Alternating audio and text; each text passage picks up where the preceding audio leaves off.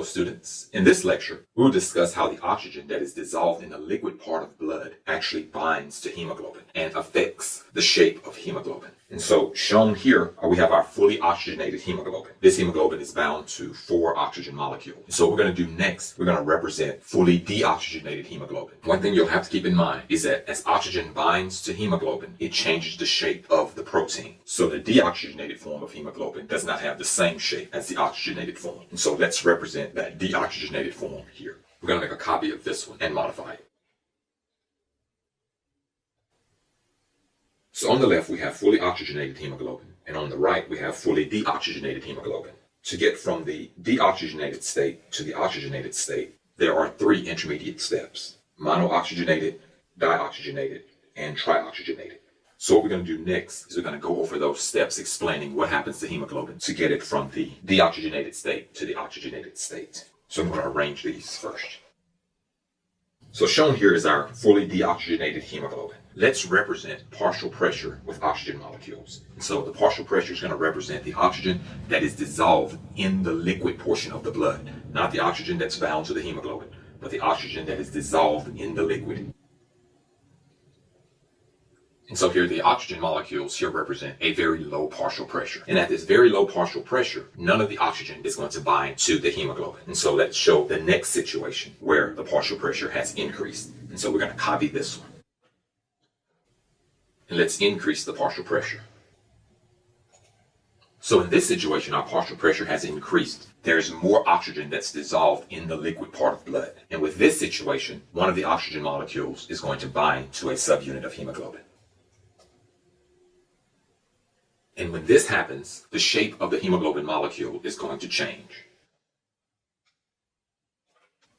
So when the first molecule of oxygen binds to hemoglobin, this changes the shape of the hemoglobin molecule. And this is the state we have here. So let's copy this one to create our third situation. And so now our partial pressure is the same, so no more oxygens will bind. So let's increase our partial pressure. Now with this increased partial pressure, another molecule of oxygen will be able to bind to the hemoglobin molecule. And when this happens, the shape of hemoglobin changes again. And this is our third situation. So let's make a copy of this one to create our fourth situation. And so with this situation, we have the same partial pressure, so no additional oxygens are going to bind. However, the increase in partial pressure does make the hemoglobin molecule more willing to accept oxygen. So with a very slight increase in partial pressure now, the hemoglobin molecule is going to bind more oxygen. So now an additional oxygen molecule is going to bind to hemoglobin.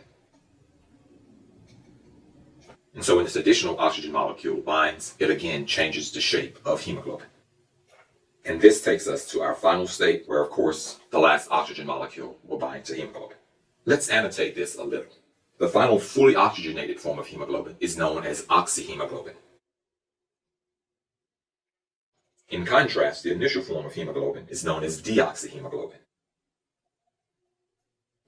Here, the fully oxygenated form of hemoglobin is also called relaxed hemoglobin. And I try to represent that in a way so that those right angles are adjacent to one another to show that that's in the most relaxed state. In contrast, the deoxygenated form of hemoglobin, this state is called the tight state. And the tight state is also referred to as the taut state because the word taut also means tight. Let's use arrows to indicate the different steps. As you can see here, as the partial pressure of the dissolved oxygen in blood increases, the binding of oxygen to hemoglobin is dependent upon the amount of oxygen that's already bound to hemoglobin. The more oxygen that's bound to hemoglobin initially, the more future oxygen will bind. This is known as positive cooperativity. And this is directly related to our party analogy. And so the term is positive cooperativity.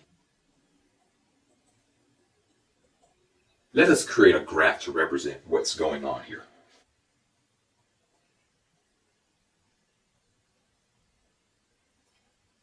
Let's explain what happens graphically. When the partial pressure is low, there's going to be little oxyhemoglobin. As you increase the partial pressure, the oxyhemoglobin is going to increase slowly. The shape of hemoglobin is going to continue to change. However, you will get to a point where the shape of hemoglobin changes quickly as the partial pressure increases, and the amount of oxyhemoglobin is going to change very rapidly. until you get to the point where all of the hemoglobins are full. And it should be apparent here that we have our characteristic S-shaped curve.